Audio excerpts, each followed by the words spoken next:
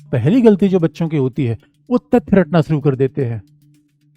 पहले क्या पढ़ो, आइडिया पढ़ो, विचार पढ़ो, संविधान की भावना पढ़ो। मेरे बच्चों, संविधान क्या है? डॉक्टर अंबेडकर की आत्मा, नेहरू का दिल, पटेल का दिमाग। तो जब नेहरू का दिल मिला, डॉक्टर अंबेडकर की आत्मा मिली, पटेल का दिमाग मिला, तब तो संविधान बना। और पता चला उनके दिल, दिमाग, आत्मा को छोड़ के आप केवल फैक्ट पे आ गए। यहाँ पढ़ने की सबसे बड़ी गलती होती है। तो मेरे बच्चों, फिर आप ये पूछोगे क्या फैक्ट न पढ़े? नहीं, ऐसा ही नहीं है। देखो, ये मनोविज्ञान है। जैसे जैसे आपकी उम्र बढ़ेगी, आपकी समझने की क्षमता बढ़ती है, रटने की क्षमता घटती है।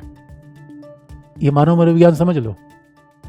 जैसे जैसे हमारी उम्र बढ़ती है, यानी आपका छोटा भाई जो क्लास 8 में पढ़ रहा है, वो आपसे ज़्यादा रट सकता है।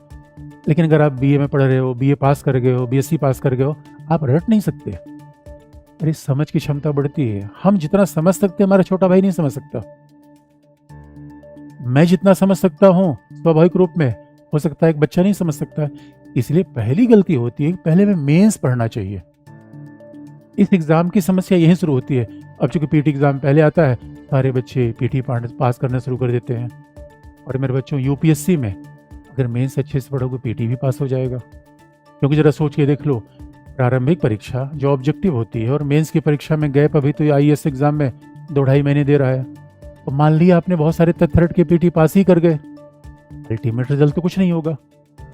और होता क्या है कि एक बार बस फैक्ट के चक्कर में पढ़ते हो, तो फिर तो आपको लगेगा कि यार पीटी, कभी यूपीएससी का पीटी, कभी झारखंड का पीटी, कभी उत्तराखंड का पीटी, तो खंड खंड हो जाते हो मेरे पुत्र, और इसीलिए एग्जाम गड़बड़ा जाता है।